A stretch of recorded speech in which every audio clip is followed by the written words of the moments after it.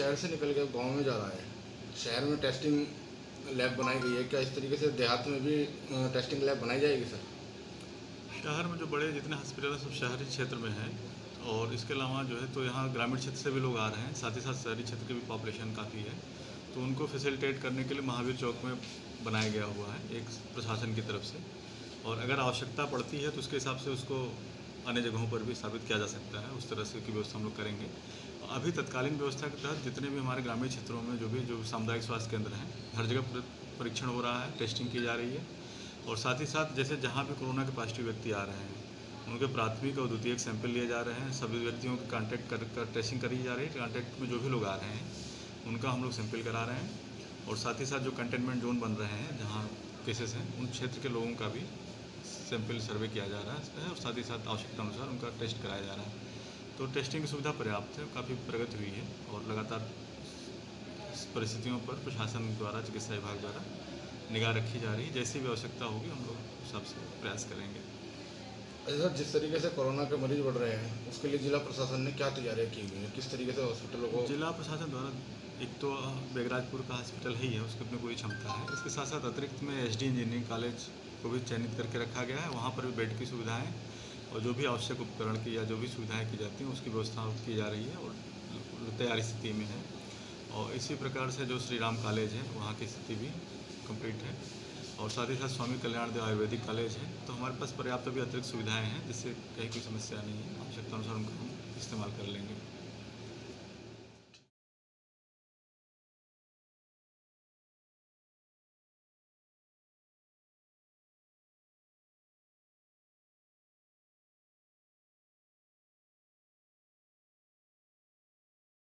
Sir, जिस तरीके से कोरोना का प्रकोप शहर में लगातार बढ़ता जा रहा है, इसको रोकने के लिए क्या स्वास्थ्य विभाग को करना चाहिए और क्या जनता को करना चाहिए? देखिए, जो लगातार हम लोगों के केसेस बढ़ रहे हैं, दो बातें मैं कहना चाहूँगा यहाँ पर कि कोरोना 19 के जो केसेस हैं, नंबर ऑफ़ केसेस तो बढ़े हैं, लेकिन केसेस की सिवियरिटी, उनकी जो तीव्रता है उसमें कमी आई है। अब केस न तो उतना ही उग्र रूप लेते हैं और न ही उनमें डेथ होती है, लेकिन नंबर ऑफ़ केसेस बढ़ रहे हैं और ये अभी बढ़ेंगे। जो मेरा मैसेज है सबके लिए, समाज के लिए, हमारी डॉक्टर फ्रेटर्निटी के लिए भी, कि हमें किसी भी मोमेंट पे रिलैक्स नहीं होना है। जो हमने तैयारी शुरू से रखी थी, मास्क लगाना, हाथ बार बार धोना, एक दूसरे से सोशल डिस्टेंसिंग रखना, ये हमें करना ही होगा। ये हमारे मूलभूत हथियार हैं इस कोरोना से लड़ने के लिए। वैक्सीन का हम इंतज़ार नहीं कर सकते। वैक्सीन तो अभी आने में भी समय लगेगा, उसके बाद सप्लाई होने में समय लगेगा, और हमारे भारतवर्ष की इतनी बड़ी जनसंख्या है, अगर 1 लाख वैक्सीन रोज़ लगाई जाए तब भी 30 वर्ष लगेंगे पूरा कवर करने में।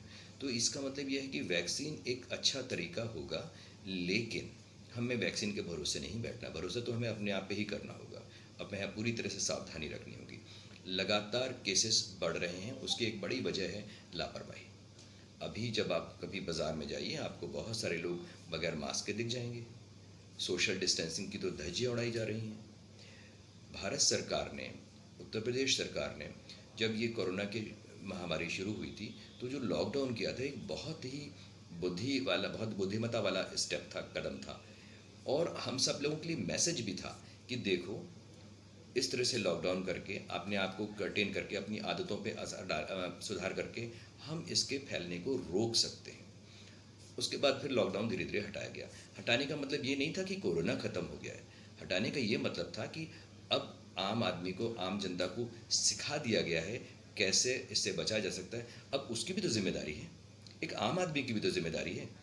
और आज भी हफ्ते में 2 दिन का लॉकडाउन उसी लॉकडाउन की प्रैक्टिस है, उसको याद दिलाना है कि देखो, अभी कोरोना ख़त्म नहीं हुआ है, आपको सोशल डिस्टेंसिंग, मास्क लगाना, हाथ धोना, ये तो करना ही है। कुछ और बातें भी हैं, जैसे अगर किसी को मान लिया सर्दी जुकाम हो जाए, जैसे आजकल सर्दी जुकाम का सीज़न ही होता है। नॉर्मली पिछले वर्षों में भी इस मौसम में सर्दी जुकाम होता ही था, आज इस बार भी हो रहा है। तो हर एक सर्दी जुकाम कोरोना नहीं होता, लेकिन इसका फैसला तो टेस्ट के बाद होगा।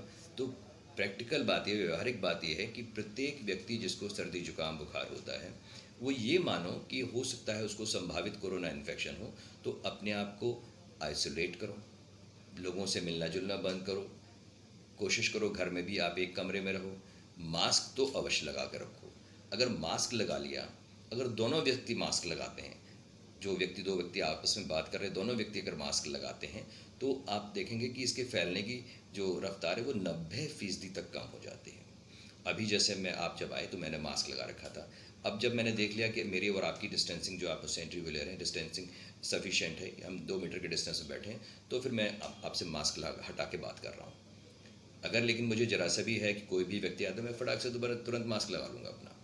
ठीक है, कुछ ऐसी चीज़ें हैं जो हमें अपने आचरण में मूलभूत परिवर्तन करना होगा, इन हमें अच्छी आदतों को सीखना होगा।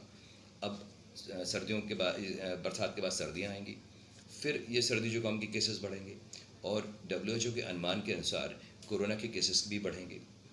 तो ये सब चीज़ें हमें, अगर हम अपनी सावधानी रखेंगे तभी हम इनसे बच सकते हैं, और ये हमें करना ही होगा। हमें इस कोरोना के साथ जीना सीखना होगा, अपने आचरण में परिवर्तन करना सीखना होगा।